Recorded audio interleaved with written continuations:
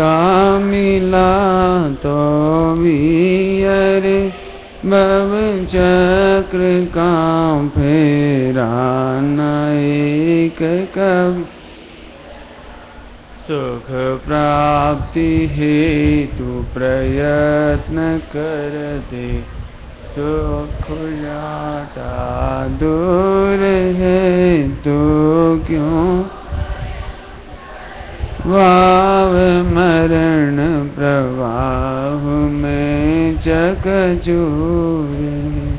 लक्ष्मी बड़ी अधिकार भी पर बढ़ गया क्या बोलिए परिवार और कुटुंब है क्या वृद्धिनय पर तो संसार का बढ़ना रे नर देह की यह हारे।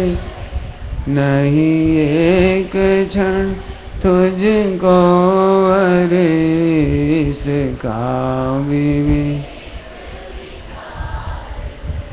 निर्दोष सुख निर्दोष आनंद लो जहाँ भी प्राप्त हो वैदिव्य तत्व जिससे बंधना से मुक्त हो।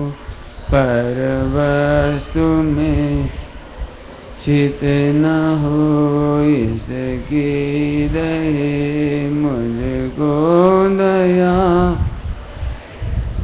सदा ही प्राप्त रसाद।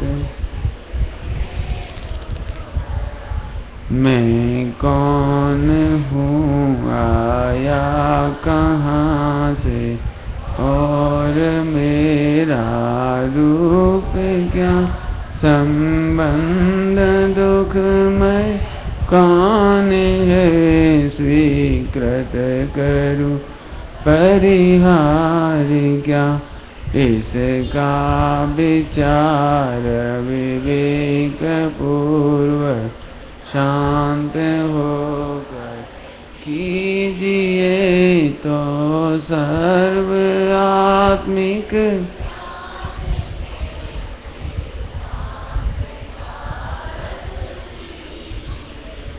किसका वचन उस तत्व की उपलब्धि में होते हैं।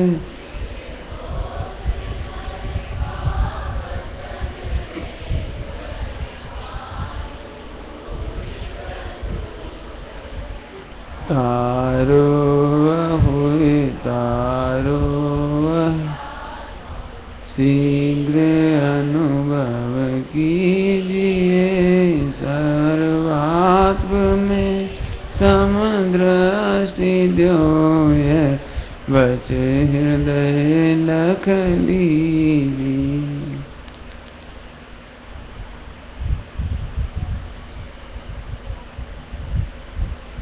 ओम नमः सिद्धिव्य ओम नमः सिद्धिव्य ओम नमः सिद्धिव्य। नमो अरिहन्ताणं नमो सिद्धाणं नमो आयर्याणं नमो उवज्झायाणं नमो लोये सबसाहूणम्।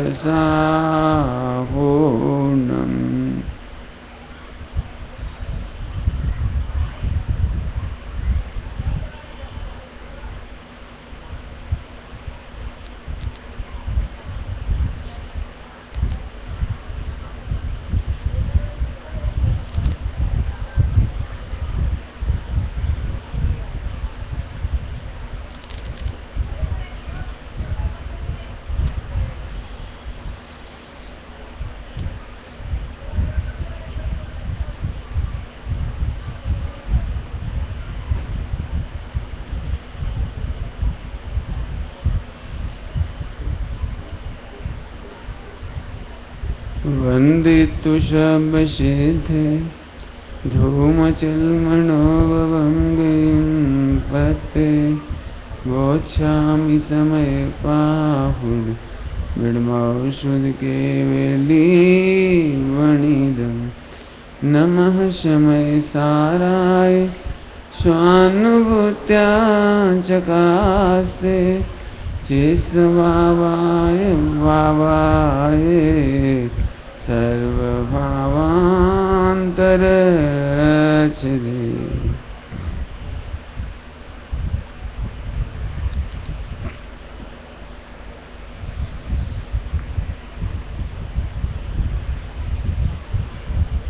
हे उपादेय की चर्चा परसों हमने स्टार्ट की थी और वह पूरी नहीं हुई थी, उसकी चर्चा आज अपन पूरी करेंगे। सबसे ज्यादा समझने लायक यदि कोई विषय है तो वह है हे उपादेय। हे का मतलब त्यागने योग्य, लेकिन क्या त्यागने योग्य, क्या, इसकी चर्चा अपन कर रहे थे। आपको 2 मिनट में परसों का रिपीट कर दें। कल हमने जानबूझकर ये विषय इसलिए नहीं लिया था कि वो परसों के श्रोता शायद कमबड़ हो गए हों, तो अपन ने परसों वाले श्रोताओं को मुख्यता में लेकर के ये विषय को कल नहीं रखा था, आज रख रहे इसको। मन, वचन, काय अर्थात आचरण। लोगों ने पूछा था चारित्र और आचरण में क्या अंतर है, तो आचरण शरीर की मुख्यता से कहा जाता है। मन वचन काय के व्यवहार को लोक में आचरण कहने में आता है। जब भी हम कहते हैं आचरण सुधारो, माने अपने वचन सुधारो, तो वचन में क्या सुधारने लायक था? हित, मित, प्रिय। हितकारी बोलो, मित माने कम बोलो, प्रिय बोलो माने ऐसा बोलो जो अच्छा लगे। इसकी चर्चा करने में 1 घंटा लगेगा, लेकिन मैं अभी नहीं लूंगा, आप इस पर अनुसंधान करें। मन में स्वपर के कल्याण की भावना वो उपादेय है, करने लायक है। और अहित की भाव, दूसरों के अहित का भाव बिल्कुल करने लायक नहीं है। ये मन की बात हो गई। काया की चेष्टा में आपको याद होगा विवेक युक्त आचरण और अहिंसात्मक आचरण, 2 चीजें हैं, विवेक युक्त और अहिंसात्मक आचरण। ये तीनों बातें मन वचन काय की हुई। इसके बाद हमने प्रारंभ किया था श्रद्धा, ज्ञान, चारित्र। ज्ञान की चर्चा अभी हम ज्यादा नहीं करेंगे। परसों भी बहुत सारे लोगों ने प्रश्न किया था ज्ञान के बारे में, लेकिन मैं यदि समय बचेगा तो आखिरी में करूंगा। अभी मैं श्रद्धा और चारित्र इन 2 की बात करेंगे। किस किस की बात करेंगे अपन? श्रद्धा और चारित्र, इन 2 की बात करेंगे। जरा ध्यान से सुनिए आप। श्रद्धा में आपको याद है उस दिन का एक ही उपादेय होता है। श्रद्धा में एक ही उपादेय होता है, बाकी कोई उपादेय होता ही नहीं है। केवल ज्ञान भी उपादेय नहीं है। केवल ज्ञान ही उपादेय नहीं तो पूजा पाठ तो कहां गई? जब केवल ज्ञान ही उपादेय नहीं है, शुद्ध पर्याय ही उपादेय नहीं है, तो अशुद्ध पर्याय, पुण्य पाप का पर्याय, पुण्य पाप के भाव, ये उपादेय कैसे होंगे? होंगे सब। हे परिणाम, ध्यान से सुनना, पॉइंट है। हे भाव हो सकते हैं, हे भाव हो सकते हैं, लेकिन हे भाव उपादेय नहीं हो सकते। क्या बोला? हे भाव होने से कोई खतरा नहीं है। हे भाव होने से कोई खतरा नहीं है, बशर्ते तुम हे को हे समझो, हे को उपादेय मत समझो। मैंने बहुत सारे दृष्टांत दिए थे उस दिन आपको। बारात लगती है, शादी होती है, एक ही लड़के की शादी है तो न्योछावर देते हैं, लेकिन उस समय भी मालूम है कि यदि हमने 10 लाख का बैंड किया है और 1 लाख न्योछावर कर रहे हैं तो ये भी फोकट में जा रहे हैं। उस समय भी हे भाषित होता है। हो तो सकता है, न्योछावर करने का भाव आए बिना रहता नहीं। बैंड बाजे वालों को जितनी आपने वो देना ना पैसे, वो तो देने ही हैं, लेकिन न्योछावर दे रहे हैं वो बिल्कुल फ्री में जा रहे हैं पैसे। ये बात आपको मालूम है कि फ्री में जा रही हैं, इसका नाम है हे। ऐसे ही पूजा पाठ का परिणाम होता तो है, होता ही है, होता ही है परंतु होने लायक नहीं है।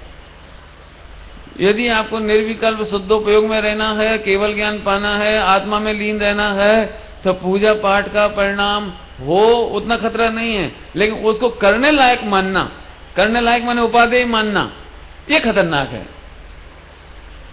चक्कर आ जाए, डॉक्टर साहब ने एक बहुत अच्छा दृष्टांत दिया है, मैं उन्हीं का दृष्टांत रिपीट करूं। खांसी आ जाती है ना, खांसी, तो अब बीमारी हो गई खांसी की, तो खांसते रहे, तो लोग क्या भैया इलाज करा लो। अरे बोले भैया जॉइंट परिवार है, बहुओं बेटियों का घर है, इतनी खांसी तो काम आती है।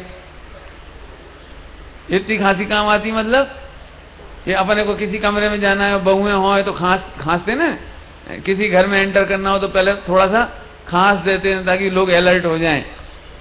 तो इतनी खांसी तो ठीक है, तो किसी ने कहा भैया यदि तुम्हें खांसना है तो नकली खांस लेना। अब वो सेठ बोलता है मैं नकली क्यों खांसूं, जब भगवान ने मुझे असली दी है तो मैंने मुझे खांसी है तो मैं असली खांसूं ने, कि भैया तुझे खांसी है वो इतनी खतरनाक नहीं है, लेकिन तू तो खांसी को ही अच्छा मान रहा है, ये बहुत खतरनाक है। ऐसे ही पूजा पाठ की खांसी, पूजा पाठ के शुभ भाव होने में खतरा नहीं है, व्रत उपवास होने में खतरा नहीं है, लेकिन तुम उसे उपादेय मान लेते हो, ये खतरा है। अब तो समझ में आई नहीं बात? नहीं समझ में आए तो पूछना, मैं अभी पूरा खुलासा करूंगा अभी, और आगे बढ़ते चले। तो ध्यान रखना, उपादेय श्रद्धा में एकमात्र आश्रयभूत ध्रुव ज्ञायक भगवान आत्मा ही उपादेय है, बाकी सब हे है। बाकी सब हे है। हे माने घृणा नहीं, हे माने नफरत नहीं, हे माने त्याज्य भी नहीं, हे माने त्यागने योग्य नहीं, पकड़ो शब्द। हे माने जिनका विकल्प ही उत्पन्न ना हो।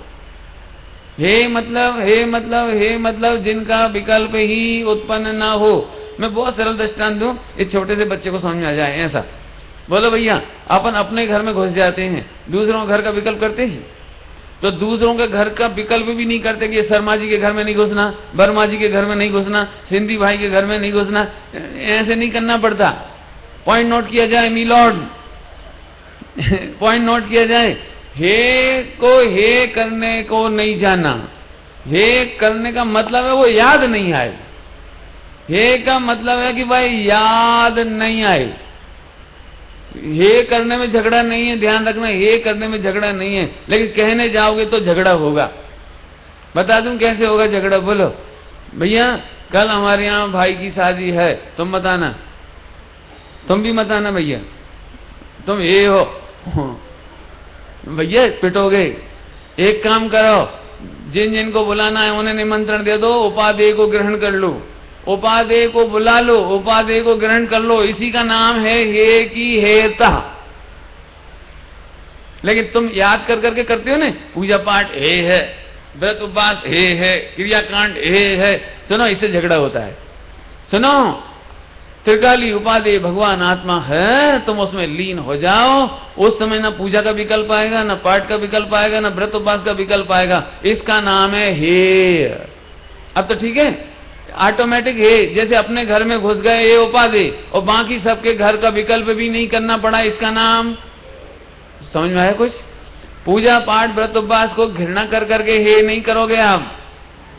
यदि ऐसे हे करोगे तो झगड़ा भी होगा, और ये हे करने की विधि भी नहीं है। मैं इसे समझाने के लिए और थोड़ा खुलासा करता हूं। हे को हे कभी नहीं करना, उपादेय को ग्रहण करना ही हे कोई हेता है। क्या बोला? उपादेय को ग्रहण करना ही हे की हेता है, हे की हेयता है। मैं दृष्टांत दे दूं तो जल्दी समझ में आ जाएगा। पॉइंट नोट कर लिए ना, अभी समझो। देखो आजकल बॉम्बे में मेरे ख्याल से सबसे ज्यादा पाप का बोलते बॉम्बे वगैरह में ही है। माने 1-1 करोड़ रुपए में ना ऊपर छत मिलती है, ना नीचे जमीन मिलती है। मैंने इतनी बुरी हालत है। 1-1.5 करोड़ में 2.5 कमरा, और फिर भी बड़े खुश होते हैं, पुण्य का उदय। खैर जो भी कुछ है, अपने कोई ज्यादा लेना देना नहीं। तो 2.5 कमरा कैसा होता है कि 2 कमरे तो वही होते हैं जो दिखते हैं सबको, और एक किचन होता है, उसके आधे में लेटरिन होती है और आधे में किचन होता है। और उसी के बाहर बैठ करके वो डाइनिंग टेबल होती है, वहीं भोजन करते हैं। अब दृष्टांत हो, अपने ज्यादा खींचतानी नहीं करना। अब मान के चलो मैं बैठा वहां जाकर के, तो रसोई घर में से इधर से भोजन आ रहा है और इधर वो है, तो मैंने पूछा ये क्या है इधर ये क्या है इधर, यहाँ क्या रखा रहता है? तो बोले पंडित जी नाम मत लो आप। अरे नाम बताओ ना पंडित जी, आप रसगुल्ला देखो, आप तो आनंद करो, खाओ पियो जोरदार। तो मैंने पता लगा लिया कि यहाँ क्या है, पता लगा लिया। तो अभी सही बता ना, मुंह में रसगुल्ला है और विचार इधर के हैं, इधर के। रसगुल्ले का मजा आएगा कि नहीं आएगा? हैं? तो मैंने कहा यार मजा नहीं आ रहा तुम्हारे यहाँ, बिल्कुल ये रसगुल्ले में बिल्कुल मजा नहीं आ रहा। यहाँ क्या है? मैंने वो बार बार, मैं नाम नहीं ले रहा हूं, यहाँ क्या है? बोले पंडित जी जब तक आप उसे याद करोगे रसगुल्ले का मजा नहीं आएगा। तो क्या करें कि आप तो रसगुल्ले में ध्यान लगाओ दृष्टांत समझाने के लिए। तो अब मैं ऐसा सोचने लगा कि रसगुल्ला खाते समय इधर क्या है नहीं सोचना इधर क्या है नहीं सोचना, गंदी गंदी चीज है, येलो येलो सोचना ही नहीं, कुछ हो अपने कोई मतलब नहीं, येलो हो ग्रीन हो, चक्कर में ही नहीं पड़ना। अपन तो रसगुल्ले का स्वाद लो। सही बताना, अब रसगुल्ले का स्वाद आएगा? मेरा दृष्टांत देगा, जरा सरल पड़ता था इसलिए दिया। निषेध करने में भी हे चीज उपादेय हो जाती है। क्या बोला? पुण्य पाप हे है, हे है, हे है, हे है। यदि तुम आत्मानुभूति के काल में हे करने जाओगे तो वो उपादेय हो गया और भगवान आत्मा हे हो गया। आहा, जिसको उपादेय करना है उसका ग्रहण करो, उसका अनुभव करो, उसकी फीलिंग करो, बाकी को भूल जाओ ने। बहुत सारे दृष्टांत दे दिए, जिनको बुलाना उनसे कहो पधारो। अभी मान के चलो कल सम्मान समारोह होगा, सुनो तुम्हारा सम्मान नहीं करेंगे, ए सेठ जी तुम्हारा भी नहीं करेंगे और तुम्हारा भी नहीं करेंगे, तो पिटूंगा मैं। लोग ये कहेंगे कि सम्मान नहीं करना था तो मत करते, तुमसे कहता कौन है, लेकिन तुमने बड़ी सभा में हमारा नाम लेके क्यों कहा कि तुम्हारा सम्मान नहीं करना है? आप तो जिनको करना है उनका कर दो। ऐसी त्रिकाली उपादेय को ग्रहण कर लो तो देव शास्त्र गुरु ऑटोमेटिक हे हो गए, व्रत पूजा पाठ भी ऑटोमेटिक हे हो गई, गुण भेद भी हे हो गए, और यहां तक कि शुद्ध पर्याय भी, केवल ज्ञान सम्यक दर्शन वो भी हे हो गए। अब तो हे उपादेय का मतलब समझ आया? थोड़ा समझ आया? उपादेय का ग्रहण कर देना ये उपादेय है, और उपादेय के ग्रहण के काल में अन्य ग्रहण नहीं होता, विकल्प नहीं होते, लक्ष्य नहीं होता, इसका नाम हेय है।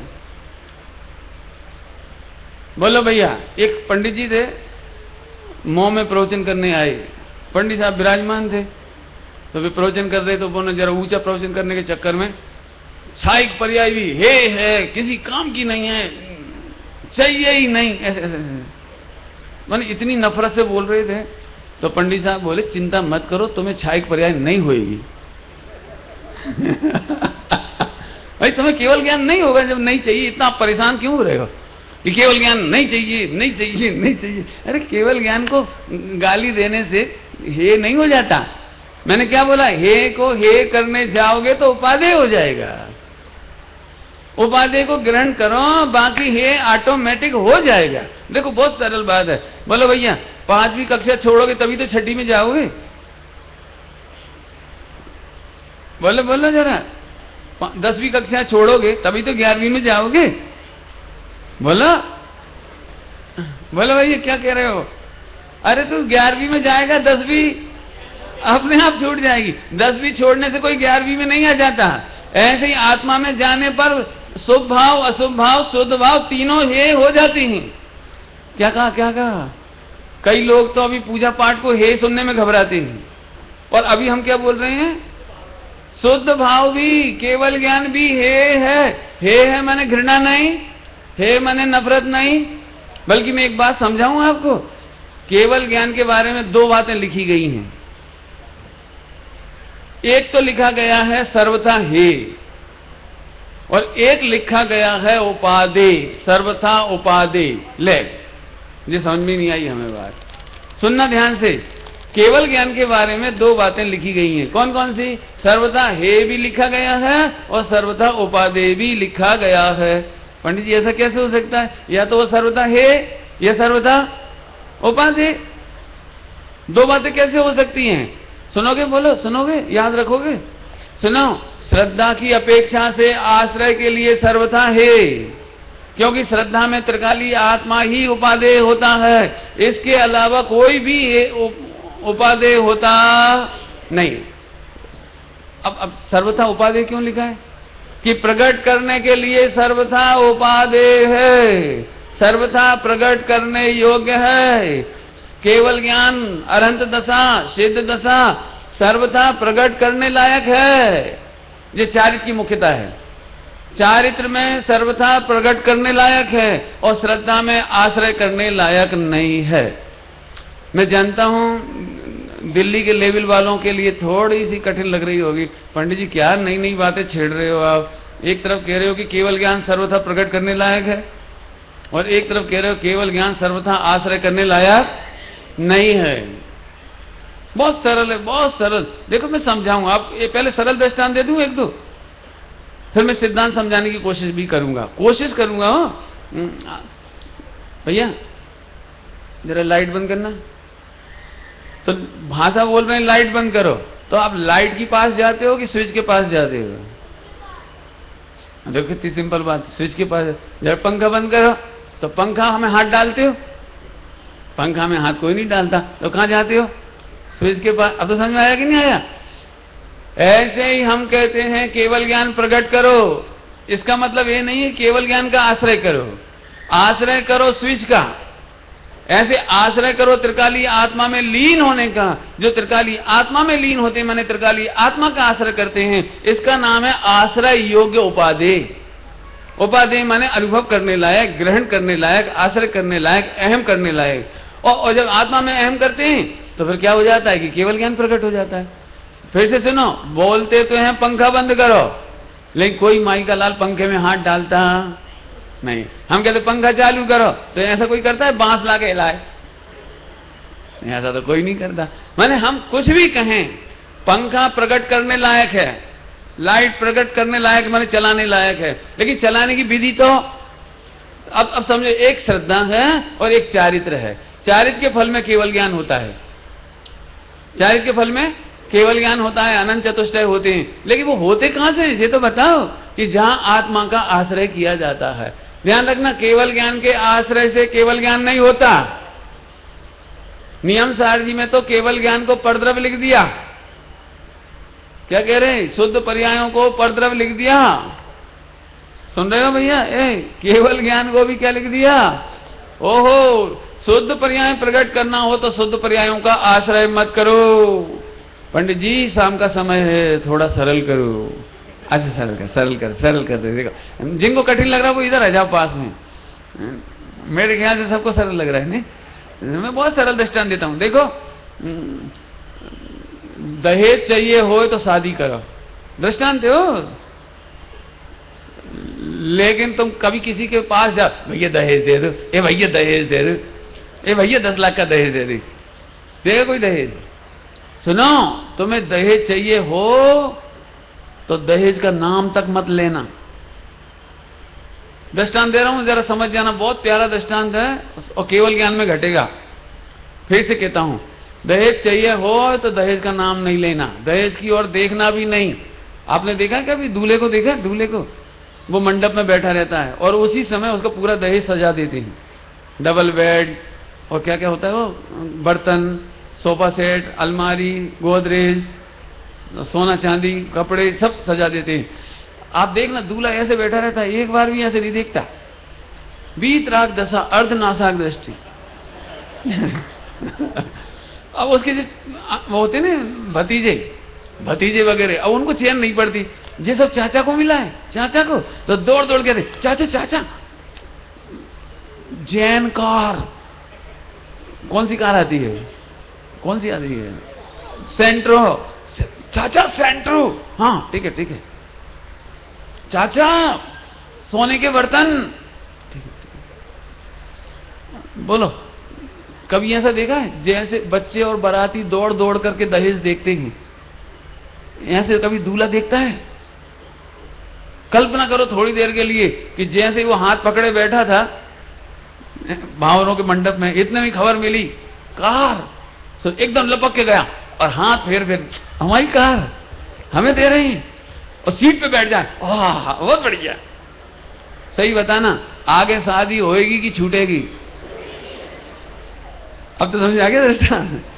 तुझे कार मिलेगी, तू कार मत देख। दहेज मिलेगा, दहेज मत देख। और बाबू भाई जी तो ऐसा कहते थे, जो दहेज की ओर देखते हैं उन्हें बतेसे मिलते हैं, और जो लड़की की ओर देखता है, मैंने दृष्टांत है, जो लड़की की ओर देखता है उसे पूरा दहेज मिलता है। लड़की भी मिलती है और दहेज भी। ये दृष्टांत है समझाने के लिए। ऐसे ही शुद्धात्मा में लीन रहने वालों को केवल ज्ञान का दहेज मिलता है। आत्मा में मग्न रहने वालों को, आत्मा पर मोहित होने वालों को, आत्मा की दृष्टि करने वालों को अनंत चतुष्टय का दहेज मिलता है, अनंत शुद्ध पर्यायों का दहेज मिलता है। बोलो, पर्याय की ओर देखें, प्रकट होने वाली पर्यायों की ओर देखें या ध्रुव की ओर देखें? ध्रुव की ओर देखें, इसका नाम है आश्रय योग्य उपाधि। और दहेज मिल गया, इसका नाम है प्रकट करने योग्य। अब तो कठिन नहीं लग रहा? और चलूं आगे, दृष्टांत और लो सारा। जो समझदार लड़के होते हैं वे दहेज की बात नहीं करते। वे एक बात कहते हैं, देखो भैया, हमें दहेज से बिल्कुल नफरत है, हमें दहेज नहीं चाहिए। हमारे घर में कोई कमी है क्या? हमारे घर में कोई कमी नहीं है, आप हमें दहेज की बात मत करो। लेकिन लड़की जोरदार होना चाहिए। ध्यान से सुनना। हाँ साहब, लड़की जोरदार कैसी होनी चाहिए? कि सुनो, लड़की का बाप 80 साल का हो, लड़की का कोई भाई ना हो, और लड़की का बाप अरबपति हो। नहीं समझ में आया कोई? लड़की का भाई ना हो, लड़की की मां ना हो, मात्र बाप हो, और वो भी खरबपति हो, और 80 साल का होए, और कैंसर का रोगी होए। हमें दहेज नहीं चाहिए, हमें तो केवल लड़की चाहिए। मैंने सरल भाषा में कहो, भैया हम दहेज नहीं मांग रहे, लेकिन अच्छी पार्टी चाहते हैं। ऐसे हम केवल ज्ञान नहीं चाहते, हम अच्छी पार्टी त्रिकाली ज्ञान चाहते हैं, जिसमें मग्न होने पर दहेज ऑटोमेटिक मिले। हमें दहेज नहीं चाहिए। अब तो समझ में आ गया? प्रकट करने योग्य उपाधि देखने लायक नहीं है, आश्रय करने लायक नहीं है। और भगवान आत्मा का आश्रय करने पर दहेज आए बिना, केवल ज्ञान आए बिना रहता नहीं। बराबर है? इसलिए मुमुक्षु लोग केवल ज्ञान की वांछा नहीं करते, मोक्ष की कामना नहीं करते। क्यों नहीं करते? अरे करने की जरूरत क्या है? फिर वही वाली बात, लड़की देखने जाओ और आप दहेज की बातें करने लगो, तो लोग पहले ही सोचेंगे पैसे का भिखारी है। बोलो, बिल्कुल नहीं करना। समझदार लोगों की तरह इशारा काफी है। दृष्टांत बहुत हो सकते हैं, एक दृष्टांत आखिरी दे दूं इसके लिए। बहुत समझना, मैं पक्का करना चाहता हूं इसलिए कहता हूं। एक बात बोलो भैया, एक बिजनेस ऐसा है जिसकी इनकम 1 सेकंड में 1 करोड़ रुपया है। तो 1 करोड़ रुपया लोगे कि वो बिजनेस लोगे? बोलो जल्दी बोलो। 1 करोड़ रुपया 1 सेकंड की इनकम है। आपको वो बिजनेस भी मिल सकता है और 1 करोड़ भी मिल सकता है। क्या लोगे? बिजनेस। 1 करोड़ कम है? 1 करोड़ कितना होता है मालूम है? पंडित जी हम सब समझते हैं, लेकिन हमें 1 करोड़ नहीं चाहिए। हमें तो पर सेकंड में 1 करोड़ देने वाला वो बिजनेस चाहिए। ऐसे ही हमें केवल ज्ञान नहीं चाहिए। केवल ज्ञान जिसके आश्रय से प्रकट होता है, प्रति क्षण नया नया नया नया अनंत काल तक, ऐसा त्रिकाली ज्ञायक चाहिए। अब तो समझ में आई बात? त्रिकाली ज्ञायक का आश्रय करने लायक उपाधि और केवल ज्ञान प्रकट करने योग्य उपाधि। और आश्रय करने के लिए केवल ज्ञान सर्वथा, क्या कहा? सर्वथा हे है। अब तो समझ में आ गया आपको? अब आइए थोड़ी देर चर्चा आगे बढ़ाता हूं। चारित्र में 3 भाव होते हैं। ये चर्चा उस दिन बिल्कुल नहीं हुई थी, आज इसकी चर्चा करना है। सभी लोग ध्यान से सुनेंगे। चारित्र के 3 भाव होते हैं। कौन कौन से? शुभ भाव, अशुभ भाव और शुद्ध भाव। कौन कौन से 3 भाव?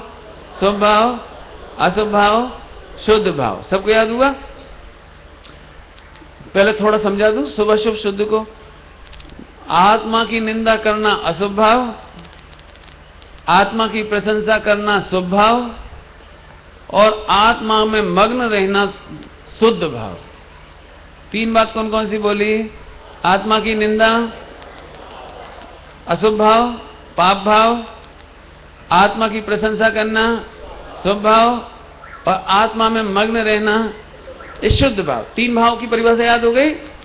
थोड़ा आगे चलेंगे, एक दृष्टांत देकर के आगे बढ़ेंगे। एक बार बताओ, रसगुल्ले का स्वाद लेना हो, रसगुल्ले का स्वाद लेना हो, पेट भरना हो, तो रसगुल्ले की निंदा करना चाहिए कि प्रशंसा? बोलो भैया। फिर से बोलता हूं, रसगुल्ला टेस्ट करना है, रसगुल्ले का आनंद लेना है, तो उसकी निंदा करना चाहिए कि प्रशंसा? जल्दी बोलो। तो सुनो, रसगुल्ले की निंदा पाप और रसगुल्ले की प्रशंसा पुण्य, ये दृष्टांत है। और रसगुल्ला खाना धर्म, बराबर है। अब वापस आ जाओ भैया। प्रवचन सार जी में पाप भाव को, अशुभ भाव को अत्यंत हे कहा। क्या कहा? पाप भाव को अत्यंत हे कहा। जरा बोलो जरा एक बार, पाप भाव को क्या कहा? पाप भाव को क्या कहा? पाप भाव को क्या कहा? याद रखना, अत्यंत समझते हैं? अति का भी अंत आ जाए, इसका नाम अत्यंत। क्या बोला? पहले तो अतिशयोक्ति बहुत खराब है, अति तो पहले ही हो रही थी, और अब क्या बोल रहे? अति का भी अंत, माने चरम सीमा। समझ में आया? अति माने चरम सीमा, इसका मतलब समझ में आया? अत्यंत हे का मतलब है हमें किसी भी कीमत पर बर्दाश्त नहीं।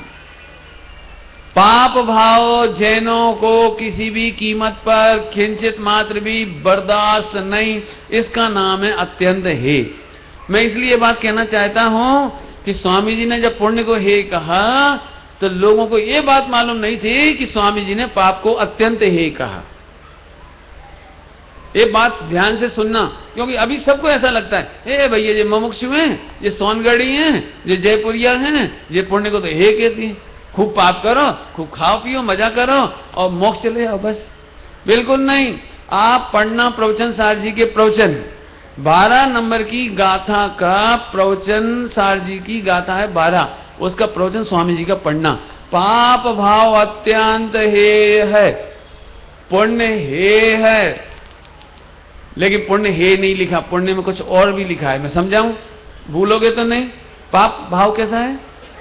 अत्यंत हे, समझ गए? बिल्कुल। जिसका जरा समझो, मैं अत्यंत हे का उपादेय दृष्टांत दूं, अत्यंत हे का दृष्टांत। राहुल गांधी अपने कांग्रेस कमेटी की मीटिंग लेके बैठे हैं, विचार कर रहे हैं कि क्या करना चाहिए। हार गए, कौन मुख्यमंत्री बने, प्रधानमंत्री बनेगा देश का, आदि आदि ऐसे विचार चल रहे। कल्पना करो कि उन्होंने पूछा आखिरकार अपनी पॉलिटिक्स जमाने के लिए क्या करना चाहिए। तो इतने में एक व्यक्ति ने कहा कि नरेंद्र मोदी की सरकार है ना, सरकार नरेंद्र मोदी की, उसमें आपको सदस्यता ले लेनी चाहिए, बीजेपी के मेंबर बन जाना चाहिए। ये विचार सुनकर कैसा लगेगा उसे? कैसा लगेगा? एक दिगंबर जैन के लिए जो रात्रि भोजन नहीं करता हो और उससे पूछा जाए कि भैया हमें बहुत जम के भूख लग रही तो हम क्या खाएं, और कोई उसे मांसाहार की बात करे तो कैसा लगेगा? हे क्या बात कर दी तुमने, अरे बोलो। ब्रह्मचारी जी का भोजन कराना होए और उनसे पूछा जाए, पंडित जी शुद्ध पिज्जा चलेगा कि बर्गर? तो कैसी बात लगेगी? कैसी लगेगी? पर जैसी लगेगी उसका नाम है अत्यंत हे। अत्यंत हे माने जो सुनने तक की इच्छा नहीं, जिसे देखना बर्दाश्त नहीं, जिसका विचार करना भी अच्छा नहीं लगता, इसका नाम है, स्वामी जी ने प्रवचन में कहा कि पाप भाव, अशुभ भाव अत्यंत हे है। याद हो गया सबको? अत्यंत हे है, बराबर है। इसका मतलब जैन दर्शन में और समय सार जी पढ़ने वालों को, पूजन पाठ करने वालों को पाप भाव अत्यंत है, मतलब किसी भी कीमत पर बर्दाश्त नहीं, सुनना बर्दाश्त नहीं और करना तो बर्दाश्त रही। इतनी बात समझ में आ गई सबको? जल्दी से लिस्ट गिना दूं। रात्रि भोजन अत्यंत है, मिलावट, भ्रष्टाचार, बेईमानी, बोले जाओ, जोर से बोलो, लव अफेयर, अंतरजातीय शादी। कैसी अभी कोई बात भी चलती ना, भाई इस लड़के ने उस लड़की से शादी कर ली मुसलमान से, अजी शकल बिगड़ गई, देखो सुन, देख शकल बिगड़ गई, देखो। आपको समझ में आया? अत्यंत एक ही शकल। ध्यान रखना जरा, ये शकल याद रखना भैया सभी लोग। लेकिन पूजा पाठ अत्यंत ही नहीं है। जब कोई ऐसा बोलता है ना, ए पूजा पाठ करते हो, ऐसा कोई नहीं बोलता। अरे पूजा पाठ करते हो, बहुत बढ़िया। देखो पूजा पाठ अत्यंत है नहीं है, इसलिए शकल अच्छी होती है। स्वाध्याय करते हो, अच्छा तीर्थ यात्रा करके आए, देखो कितनी अच्छी शकल भी अच्छी हो गई। तो अब मैं बोलूं पाप भाव कैसा है? अत्यंत है। आत्मा की निंदा कैसी है? स्वाध्याय की निंदा कैसी है? पाठशाला की निंदा कैसी है? शिविर लगाने की उपेक्षा कैसी है? बहुत बड़ी लिस्ट हो गई। अब आगे चलो। अब पुण्य भाव, पुण्य भाव के लिए दो शब्द याद करना है, कथनचित हे और कथनचित उपाधि। क्या बोला? पीछे वाले बोलेंगे तो मुझे मजा आएगा। पीछे वाले थोड़े आगे आ जाओ, बहुत जगह इधर। एक तो ये दो दो कैमरे लगे बीच में, तो आप मुझे नहीं देख पा रहे, मैं आपको प्यार से नहीं देख पा रहा हूं, है ना? थोड़े थोड़े आगे आ जाओ इस साइड। जिनको मुझसे प्रेम हो और जिनवाणी सुनने के लिए ललक है, इतनी दूर दूर से आप आए, इधर से आ जाओ, इधर से, इधर गैलरी में आ जाओ। बढ़िया, जोरदार से, बहुत बढ़िया, बहुत सुंदर। आपकी प्रसन्नता मुझे को टॉनिक का काम करती है। बहुत बढ़िया, आ जाओ, आ जाओ, इधर आ जाओ, इधर येलो गैलरी में। बहुत बढ़िया। नहीं हो तो मंच पे आ जाओ, कोई टेंशन नहीं। आ जाओ, आ जाओ, बहुत बढ़िया, बहुत सुंदर। आगे आ जाओ भैया, ऋषभ का बेटा, आगे आ जाओ, आगे आगे आगे। बहुत जोरदार बात। एक बार समझ आ गई ना? कठिन तो नहीं लग रही? पाप कैसे हैं? अत्यंत है। पुण्य कैसा है? कथनचित है और कथनचित उपाधि। दो बात लगा दी इसमें, कथनचित है और कथनचित उपाधि। कथनचित है और कथनचित, ध्यान रखना, बोलने वाले सावधान रहें। पुण्य को मात्र हे ही मत कहो, कथनचित है और कथनचित उपाधि कहो। पुण्य को हे नहीं कहना है आपको। पुण्य सर्वथा हे नहीं है, देख लेना, पुण्य सर्वथा हे नहीं लिखा है। पुण्य को लिखा है कथनचित हे और कथनचित। अब मैं कथनचित हे उपाधि को समझाऊंगा, ध्यान रखना। पूजा पाठ को मैं उपाधि भी कह सकता हूं और हे भी कह सकता हूं। कथनचित, जैसे जो व्यक्ति पूजा नहीं करता हो तो हम कहते भैया पूजा पाठ किया करो, भैया जरूर करा करो। बिना पूजा पाठ के कोई भगवान नहीं बनता, पूजा पाठ के बिना सम्यक दर्शन नहीं होता, पूजा पाठ किया करो। ये कथनचित उपाधि। और फिर वो पूजा पाठ ही करके रहता है, स्वाध्याय नहीं करता, चर्चा वार्ता नहीं करता, वेद विज्ञान नहीं करता, आत्मा का निर्णय नहीं करता, सात तत्व का निर्णय नहीं करता। तो अब चेहरा बदल जाएगा। कहा तुमने इतने साल हो गए पूजा करते करते करते, सात तत्व नहीं मालूम तुम्हें। अब देखो वही पूजा को हमने हे कह दिया, बराबर है? समझ में आई बात? जब पूजा नहीं करता था तो पूजा करने की प्रेरणा की उपाधि। जो बच्चा 10वीं में नहीं आया, 9th में, तो उससे कहते जल्दी करो 10th में आ जाओगे, जल्दी करो 10th में आ जाओगे। और जैसे ही वो 9th में पास हुआ और 10th में आया तो सब ने बधाइयां दी और खुशियां मनाई। अरे भैया 10th में आ गए, अब तो बोर्ड, अब तो बोर्ड, अब तो बोर्ड, हाँ 10th, अरे बोर्ड। तो उस लड़के ने सोचा ये 10th बड़ी ऊंची चीज है, इतनी ऊंची चीज जल्दी नहीं छोड़ना चाहिए, कम से कम 10 साल तो पढ़े। बताओ कितनी मेहनत से अपन 10वीं में आए और सब लोग मेरे को बार बार कह रहे 10th board, 10th board, 10th board. इसका मतलब अपने को 10वीं थोड़ा ढंग से रहना चाहिए। अब सही बताए ना, वो 10वीं में ही रुक जाए तो अब सारे के सारे घर वाले के 10वीं में टंगे हैं, इतने साल हो गए पढ़ते पढ़ते, ये नहीं कि ढंग से पढ़े। मुझे समझ में नहीं आ रही, जब हम 10वीं में नहीं आए थे तब तुम पिंच करते थे 10वीं में, और अब 10वीं में आ गए तो कह रहे आगे बढ़। बस इतना ही समझाना है मुझे। पुण्य भाव यूं समझो जरा, बहुत अच्छा दृष्टांत दूं आपको। बाबू भाई जी दृष्टांत देते थे, मुझे बाबू भाई जी की बहुत याद आती है। मुझे ऐसा लगता है बचपन में उनके संस्कार मेरे में बहुत आए। वो ऐसे दृष्टांत देते, सुनने जैसा दृष्टांत है, बड़ा प्यारा दृष्टांत है। मंदिर के दरवाजे, एक दरवाजा होता है, मंदिर का एक दरवाजा होता है जिसको देहरी कहते हैं, देहरी। और देहरी के बाहर अशुभ भाव, देरी के भाव हर अशुभ भाव, और देरी शुभ भाव, उस शुभ भाव को भी लांग करके अंदर चले जाओ तो भगवान जिनेन्द्र देव के दर्शन। बराबर है। अब जरा ध्यान से सुनो, यदि आप देरी के बाहर खड़े रहोगे तो अशुभ में खड़े रहोगे, और देरी पर खड़े रहोगे तो भी भगवान के दर्शन नहीं होंगे। तो क्या करना चाहिए कि बाहर तो खड़े ही मत रहना, देरी पर आना, लेकिन रुकना नहीं। पॉइंट पकड़ा जाए, देरी पर रुकना नहीं, अंदर जाओ। देरी पर खड़े रहोगे तो भी भगवान के दर्शन नहीं होंगे, अंदर जाओ। जिसको स्वामी जी अपने प्रवचन में बड़े प्रेम से कहते थे, उल्लंघी जाना, उल्लंघी जाना, उल्लंघन लांग जा, समझ गए, लांग जा। ऐसे ही अशुभ भाव है बाहर, और शुभ भाव है, शुभ भाव पूजा पाठ व्रत उपवास देरी, और इस देरी को भी जो लांग जाए, शुभ भाव को भी जो लांग जाए, उसे निज भगवान आत्मा का दर्शन प्रकट हो जाता है। अब अपने भगवान आत्मा का दर्शन करना हो तो देरी पर आना भी पड़ेगा और लांगना भी पड़ेगा। रुक गया थोड़ा मेरा प्रवचन, थोड़ी देर के लिए रुक गया। अभी अपन क्या करते हैं, पंडित जी 25 साल से पूजा कर रहे, ये तो ऐसी बात हो गई 25 साल से देरी पे खड़े, भगवान के दर्शन ही नहीं मिल रहे। क्यों नहीं मिल रहे भगवान के दर्शन? कि तुम देरी पे तो खड़े हो। देखो, जो लोग मंदिर नहीं आते उन्हें भी भगवान आत्मा नहीं मिलेगा, और मंदिर आकर के मंदिर में खड़े रह गए, बोलो बोलो, तो भी नहीं मिलेगा।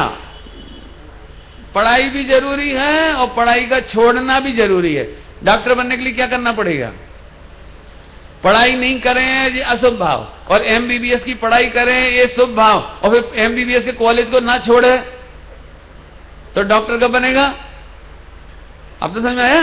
जैन शासन में पूजा पाठ व्रत उपवास नहीं करते, उन्हें प्रेरणा करते हैं पूजा पाठ व्रत उपवास करो, 7 तत्व का निर्णय करो, और जो निर्णय कर लेते हैं उनसे कहते हैं इनमें अटको मत, पुण्य में अटको मत, शुद्ध स्वभाव में रमणता करो, आत्मा में लीन हो।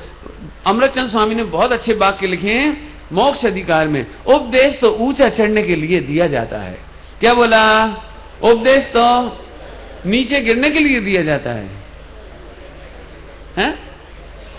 उपदेश तो ऊंचा चढ़ने के लिए। यदि हमने कहा है शुभ भाव भी जहर है, शुभ भाव भी जहर है, इसका मतलब अशुभ भाव की तो बात ही क्या रही? बात समझ में आई आपको? अब तो दृष्टांत की जरूरत नहीं है। फिर से 3 बातें थी, कौन कौन सी? चारित्र गुण में 3 बात होती है, चारित्र गुण में 3 तरह की पर्याय होती हैं। कौन कौन सी? शुभ भाव, अशुभ भाव, शुद्ध भाव।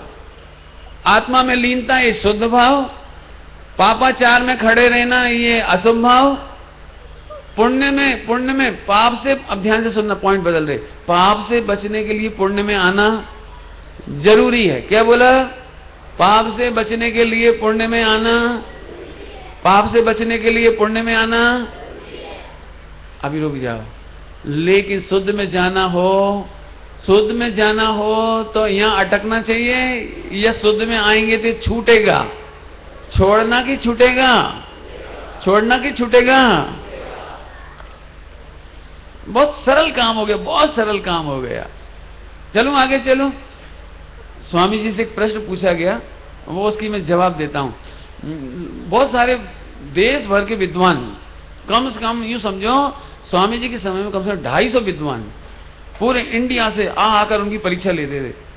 उनकी परीक्षा हो तो एक बार एक विद्वान ने एक प्रश्न रखा, देखें स्वामी जी क्या जवाब देते हैं। प्रश्न बहुत जोरदार था, सुनने जैसा प्रश्न था। साहेब, पाप तो हम करना ही नहीं चाहते, पाप तो हम करना ही नहीं चाहते, और आत्मा में लीन हो नहीं पा रहे। समझ गए? आत्मा में लीन हो नहीं पा रहे, तो पुण्य करें, तो वर्तमान में पुण्य करें, और अब हमारे हाथ में क्या बचा? पाप हमको करना नहीं है और आत्मा में लीन हो पाते नहीं है, तो हम पुण्य करें। बोलो आप सबका क्या होता है? सच्ची बात है भैया, और क्या करें? पुण्य करना पड़ेगा। भैया बहुत बढ़िया, तुम लोग खूब पुण्य करो। स्वामी जी ने ऐसा उत्तर नहीं दिया। पुण्य भाव हो, उससे भिन्न भगवान आत्मा का अनुभव करना चाहिए। क्या जवाब दिया?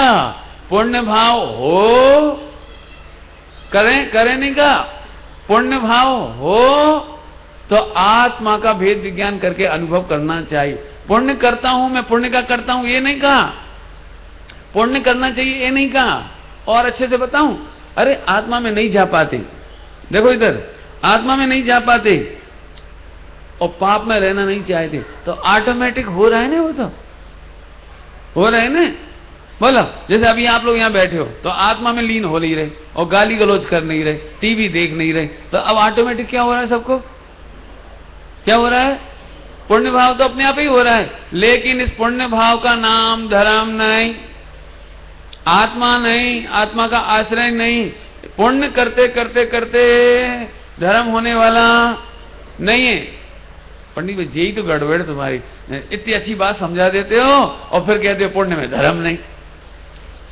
तो हम आपसे फिर पूछ रहे, बोलो भैया, रसगुल्ले का स्वाद लेना हो तो रसगुल्ले की निंदा करना चाहिए कि प्रशंसा? बोलो भैया, निंदा करें कि प्रशंसा? बोलो। अब आप आ गए ना, आप आ गए, आप कह रहे हो रसगुल्ला खाओ, प्रशंसा करने से भी स्वाद आता, निंदा करने से तो आएगा ही नहीं, निंदा करने से तो आएगा ही नहीं, लेकिन प्रशंसा करने से भी आनंद आने वाला। ऐसे ही ध्यान से सुनो, आत्मा की निंदा करने वालों को तो सम्यक दर्शन होता ही नहीं, लेकिन आत्मा की प्रशंसा करने वालों को भी। क्या कह रहे हो? हम लोग आत्मा की प्रशंसा करते कि नहीं? 7 तत्व, 6 द्रव्य, द्रवगुण पर्याय, 47 शक्ति, क्यों ये हम चर्चा कर रहे, धर्म की चर्चा कर रहे, तो अच्छी कर रहे कि बुरी कर रहे? कि सुनो, निंदा करने वालों की तुलना में तो तुम अच्छे हो। क्या बोला? आत्मा की निंदा करने वालों की तुलना में तुम अच्छे हो। टोडरमल जी साहब ने लिखा है, तुम्हारे लिए आत्म कल्याण की संभावना है, मौका है, अवसर है। निंदा करने वालों को तो, आत्मा की निंदा करने वालों को तो अवसर भी नहीं, लेकिन तुम्हारे पास तो। लेकिन ध्यान रखो, आत्मा की प्रशंसा, निंदा करने वालों को तो अनुभव होता नहीं है, लेकिन प्रशंसा करने वालों को भी कब तक नहीं होगा? जब तक वो प्रशंसा में धर्म मानेंगे तब तक नहीं होगा। प्रशंसा करते करते भी आत्मा अच्छा लगा, उसका आश्रय हुआ, इसका नाम है धर्म भाव। बराबर है? बहुत अच्छा एक दृष्टांत दे दूं तो आपको पुण्य की हेयता समझ में आएगी। ध्यान रखना, अब मैं पुण्य की हेयता समझाऊंगा। आपको याद है चारित्र के 3 भाव हैं, पाप भाव, पुण्य भाव और धर्म भाव। धर्म भाव का नाम शुद्धोपयोग भी है, ध्यान रखना। बराबर है? जरा समझो, एक व्यक्ति को गांव से दिल्ली आया और उसे ऐसा लगा सुबह सुबह, हे भगवान, पहला दिन है, कहीं से 100-200 रुपए का काम मिल जाए तो बड़ा आनंद आए। और आकर के खड़ा नहीं हुआ, इतने में एक सेठ जी आए, भैया काम करोगे क्या? हाँ। कितने पैसे लोगे? कि दे देना सेठ जी। तो सेठ जी ने सोचा जी नया नया है, तो बोले 200 रुपए लोगे? और यही तो हम सोच रहे थे, वाह भगवान, जरूर हमने पिछले जन्म में खूब पुण्य बांधा होगा। भगवान ने सुन ली, सुबह सुबह फटाफट 200 रुपए का काम मिल गया। कितना खुश हो रहा है वो। पहला दिन 200 रुपए का काम मिल गया, अभी घर पर गया, दिन भर खुश काम करते करते करते, शाम को जब सैलरी बटने का नंबर आया, वेजेज मजदूरी बटने का नंबर आया, तब उसे 200 रुपए मिले। लेकिन उसी काम के उसके साथ में 5 आदमी और काम कर रहे थे, उन्हें 500 मिले। हाँ भैया, अब बोलो 200 रुपए कैसे लग रहे हैं? बोला 200 रुपए कैसे लग रहे हैं? अब सुबह से 8 घंटे मजदूरी करते समय लगता था थैंक्स गॉड, आपकी बड़ी कृपा है, आप बहुत ध्यान रखते हो अपने भक्तों का। अब क्या लग रहा है भैया? अब क्या लग रहा है? खैर अब कोई बात नहीं, पहला दिन था। अब दूसरे दिन कितने पैसे में काम करेगा? जल्दी बोलो, बोलो जल्दी। ठीक है, अब अगले दिन वो 500 रुपए से कितने कम लेगा? बोलो। अब कल्पना करो कि अगले दिन उसे 500 रुपए का काम मिला, लेकिन उसी काम के जिस जगह वो काम कर रहा था वहां 1000 रुपए मिल रहे थे सबको। अब 500 में कैसा लगने लगा? सेम काम के 1000 रुपए मिले दूसरे, इसे 500 मिले, हाँ भाई कैसा लगेगा? क्या कमाल है। जो चीज थोड़ी देर पहले पुण्य का उदय लग रही थी, थोड़ी देर बाद वो ही। पक्का? ऐसे ही पाप करने वालों को पुण्य बहुत अच्छा लगता है, लेकिन पुण्य करने वालों को जब ये मालूम पड़ता है ओ भगवान के अंतर्मूल सम्यक दर्शन, भगवान जिनेन्द्र देव की एक बार दर्शन पूजन के फल में तो सम्यक दर्शन होता है, और मुझे पुण्य मिला बस, मुझे स्वर्ग मिला बस, मुझे सादा बेदनी पैसा पत्नी बच्चे मिले बस, अरे मैं ठगा गया। अगली बार उसे पूजा पाठ में पुण्य पसंद नहीं आता, अगली बार में उसे पूजा पाठ के बदले में यदि चाहिए तो रत्नत्र चाहिए, केवल ज्ञान चाहिए, मोक्ष चाहिए, स्वर्ग नहीं चाहिए। बहुत सरल दृष्टांत था, समझ में आया कि नहीं आया? बोलो भाई अब स्वर्ग में कौन खुश होगा? बोलो जरा। हाँ, भगवान के दर्शन करने का फल तो सम्यक दर्शन है, केवल ज्ञान है, मुनि दशा है। बोलो क्या चाहिए? एक दृष्टांत दे दिया, इसी को पक्का करने के लिए और एक दृष्टांत देता हूं ताकि जिंदगी भर याद रहे। आज के बाद ये नहीं लगना चाहिए अरे भैया हम तो स्वर्ग जाएंगे, स्वर्ग स्वर्ग। देखो स्वर्ग की गारंटी चाहिए तो वो तो मैं ही दे देता हूं आपको कि इतने जीव बैठे ये सब स्वर्ग में मिलेगी। लेता समझ में आया? इसकी तो कोई चिंता ही मत करो, बात तो है कि मोक्ष में मिलेंगे। सुनो, अभी कहा था दहेज देखने वालों को दहेज नहीं मिलता, ऐसे स्वर्ग चाहने वालों को स्वर्ग नहीं मिलता, लेकिन जो आत्मा की रुचि रखते हैं उन्हें स्वर्ग मिले बिना रहता। इसकी मैं ज्यादा चर्चा नहीं करता हूं, आप करना नहीं में समझना, मैं बहुत बढ़िया दृष्टांत देता हूं, सुनोगे सब लोग दृष्टांत। एक व्यक्ति के पास एक चमकीला पत्थर था, इतना बड़ा, लंबी स्टोरी नहीं करूंगा, छोटी करूंगा ना, तो उठा ले आया, चमकता हुआ अच्छा पत्थर था, घर में ले आया उठा के, एक कोने में रख दिया, तो रात को उजाला होता था उसका, रात को बढ़िया उजाला होता था। रात को कहीं मशीन चलाना होए, सुई में धागा पिरोना होए, तो वो उस पत्थर की रोशनी में ऐसे सुई धागा भी पिरो लेता था। इतने में वो ऐसा प्रकाश था ना, जोरदार प्रकाश देख करके एक जवेरी निकल रहा था बाहर से, तो उसने ऐसा प्रकाश काहे काहे, जरा झांक करके देखा तो वो हाथ में जो चमक रहा था ना पत्थर, वो दिखा उसे, तो संयोग से वो अंदर आ गया। क्यों भैया ये पत्थर कहां से लाए? कि सेठ जी हमारे खेत में पड़ा था। समझ गए, इसे पता नहीं है कि ये क्या है, क्या नाम है इसका? तो बोले सुई पोइना है। क्या है? सुई पोइना। सुई पोइना समझ गए, मानो उसके उजाले में सुई पो लेता था धागा। तो ठीक, बोले बेचोगे? अरे सेठ जी अब हम कहाँ बेचे, हमें तो खेत में मिलो था। अच्छा ठीक, कितने में दे रहे? बोलो अरे जो आप दे उसे दे दे। 5 रुपये लोगे? 5 रुपया? हाँ, देखो पुण्य का उदय लग रहा था उसे।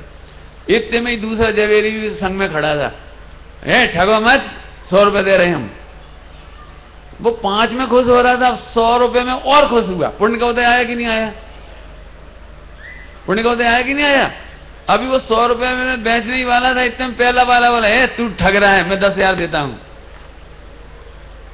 अब और पुण्य का उदय आया कि नहीं आया? सोचो जरा। दूसरे नंबर वाले ने कहा 1 लाख तो हम दे रहे। दोनों बढ़ते बढ़ते 1 करोड़ पे आ गए। यदि किसान की जगह तुम होगे तो क्या होगा? बोलो। दोनों को भगा दो, भगो तो दो ही। ध्यान से सुनना, पहले पुण्य का उदय लग रहा था 1 लाख, 10 लाख, 1 करोड़ पुण्य का उदय लग रहा था, और अब ये लग रहा है दोनों को भगाओ। ना मालूम इसकी कीमत क्या है।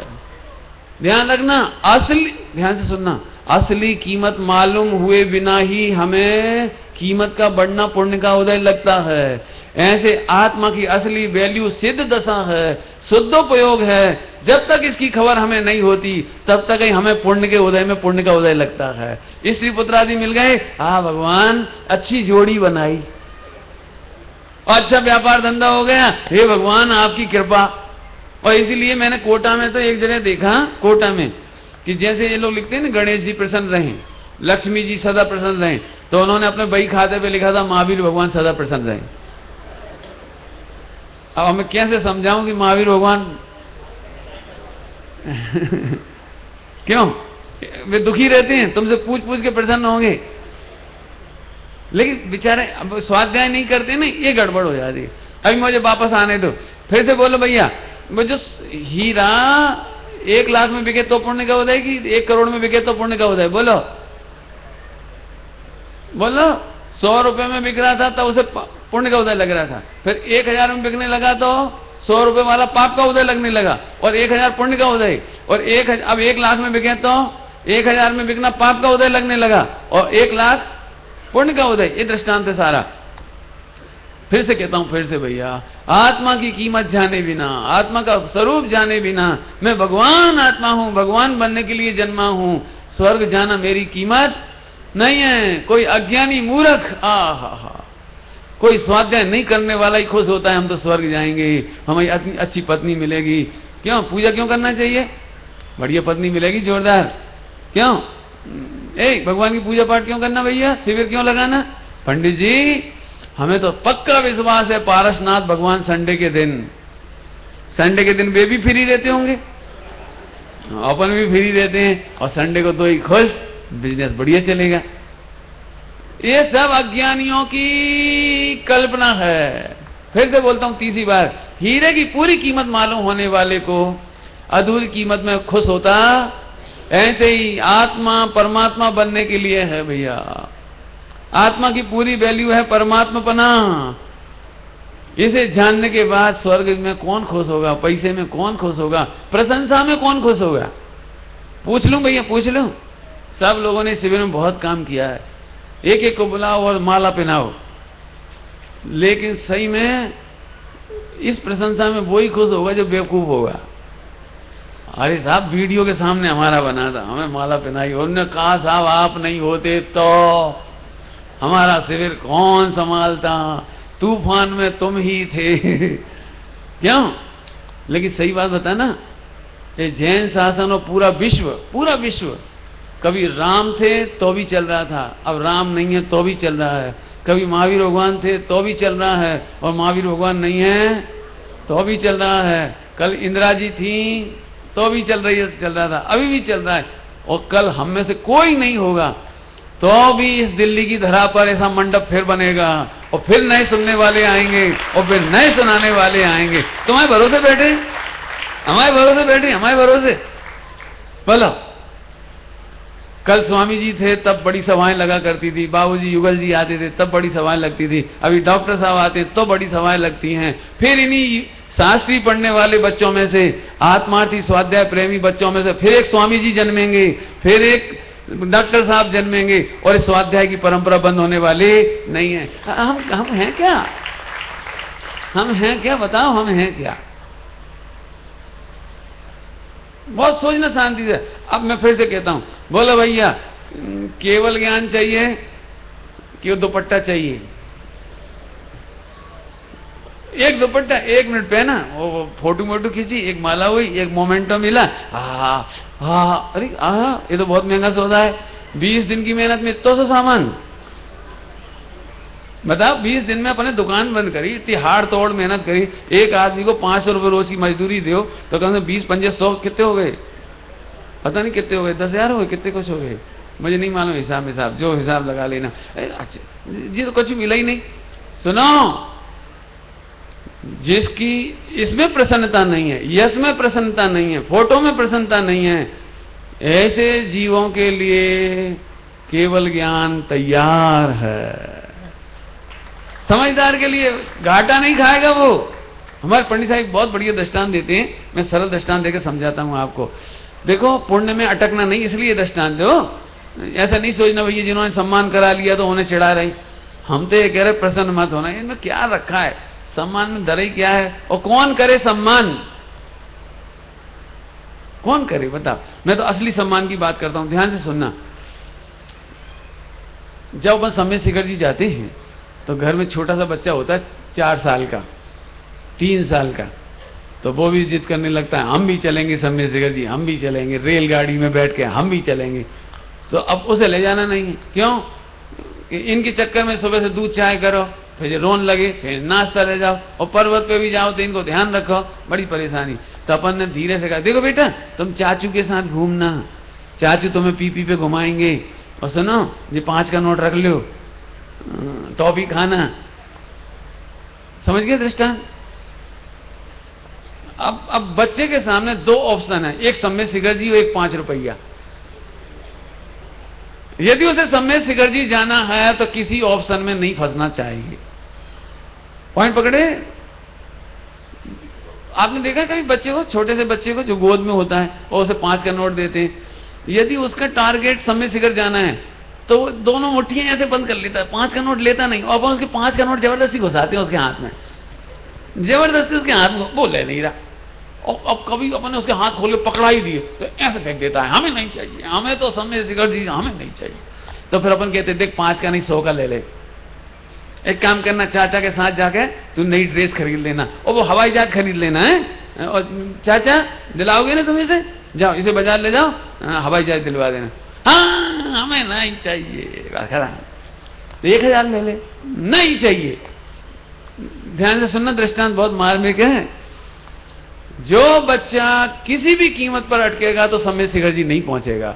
ऐसे ही पुण्य की लक्ष्मी, चाहे स्त्री हो, पुत्र हो, मकान हो, दुकान हो, स्वास्थ्य हो, यश हो, और यहां तक कि स्वर्ग हो, तुम जहां भी अटकोगे तो केवल ज्ञान नहीं मिलेगा। हमें पुण्य की सामग्री नहीं चाहिए, हमें नहीं चाहिए शुभ भाव का फल, हमें तो हर हाल में शुद्ध उपयोग और केवल ज्ञान ही चाहिए। इसका नाम है त्रिकाली गायक का आश्रय योग्य उपाधि और केवल ज्ञान प्रकट करने योग्य उपाधि। लेकिन केवल ज्ञान भी आश्रय करने लायक। इतनी बात आई, बहुत चर्चा है। अत्यंत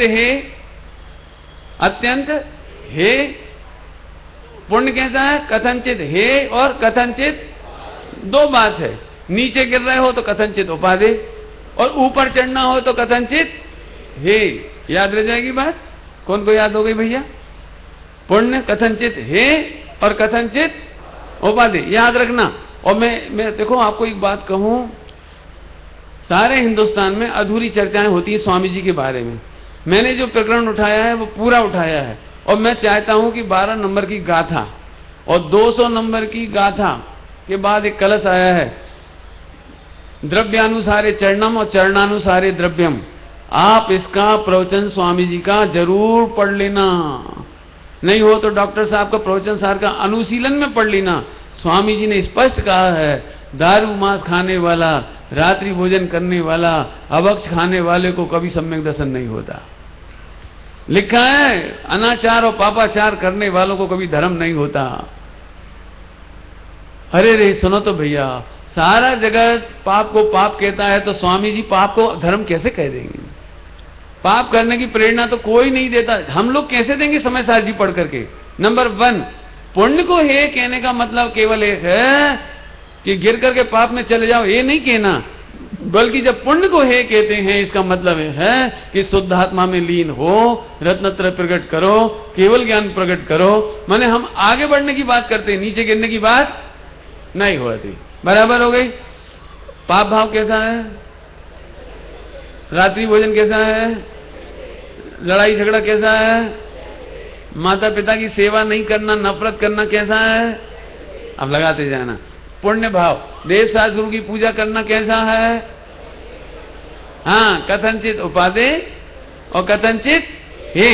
एक ही बात को 2 बार कह रहे हैं। पूजा पाठ हे है, ऐसा कहें तो इसका मतलब शुद्ध भाव में जाओ, और जब कहें पूजा पाठ अवश्य करना चाहिए, इसका मतलब पाप नहीं करना चाहिए। जल्दी बोल गए क्या? समझ में आया? फिर से मैं कहूंगा भैया व्रत उपवास करो, इसका मतलब पाप नहीं करो। और जब मैं कहूं भैया व्रत उपवास मत करो भैया, आगे बढ़ो, तो आगे बढ़ो माने आत्मा में मग्न हो। बराबर समझ में आई बात? अब तो कठिन नहीं हो रहा। हे का मतलब घृणा नहीं, हे का मतलब नफरत नहीं, ध्यान रखना, क्योंकि केवल ज्ञान नफरत करने लायक नहीं है। और एक बात और कहूं, संबर निजरा मोक्ष, ये हे कहें आश्रय के लिए, हे कहें मोक्ष भी हे कहा है, काय के लिए? आश्रय के लिए। अभी समझा दिया मैंने दहेज वाला एग्जाम्पल देखे। आत्मा में रहने वाले अनंत गुणों का भेद भी हे है, अनंत गुणों का भेद भी हे है। हे माने घृणा नहीं, नफरत नहीं, हे माने इनका विकल्प करने से आनंद आने वाला नहीं है। मैंने खीर का एग्जाम्पल दिया था, रिपीट कर रहा हूं। खीर में बहुत सारी चीजें हैं, लेकिन उनका विचार करने से उसका आनंद आता नहीं। ऐसी आत्मा में अनंत गुणों का भेद है, लेकिन उनका विचार करने से आनंद आता नहीं। अब तो समझ में आ गई आपको बात? मेरे ख्याल से हे, अत्यंत हे, कथनचित हे, कथनचित उपादेय, और मोक्ष की पर्याय 100% निर्मल पर्याय सम्यक दर्शन ज्ञान चाहित प्रकट करने योग्य उपादेय है। बराबर? इस तरह से आप हे गे उपादेय का विचार करना। 6 चीजें घटाई, दर्शन ज्ञान चारित्र, श्रद्धा ज्ञान चारित्र और मन वचन काय। चारित्र और आचरण में अंतर समझ लो। चारित्र में होते हैं पुण्य भाव, पाप भाव और धर्म भाव माने शुद्ध भाव, और आचरण माने मन वचन काय की प्रवृत्ति। तो ये हमने उसका अंतर भी समझा दिया, हे उपादेय भी समझा दिया। आप लोग मेरे ख्याल से अब आपको स्वामी जी के बारे में, समय सार जी के बारे में, मुमुक्षुओं के बारे में किसी प्रकार की दुविधा भी नहीं होनी चाहिए और कोई भ्रम भी नहीं होना चाहिए। फिर भी किसी को लगता है कि नहीं गलत है, तो आप मुझे पूछेंगे तो मैं उसका समाधान करूंगा। अभी समय हो गया। ओम नमः शिवाय।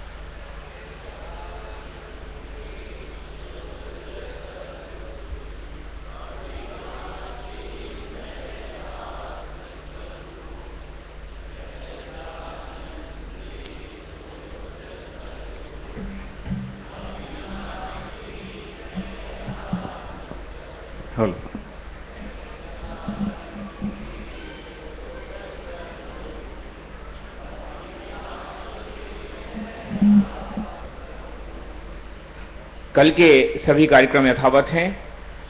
कल रविवार का दिन है, आप सबके लिए थोड़ा सा रिलैक्स का दिन है। और कल शाम को जिस प्रकार हमने 25 तारीख को जो देश भर के जो हमारे प्रमुख मुमुक्षु समाज के लोग हैं जिन्होंने इस मिशन के प्रभावना में अपना अभूतपूर्व योगदान दिया है, ऐसे कुछ और महानुभावों का विशिष्ट रीति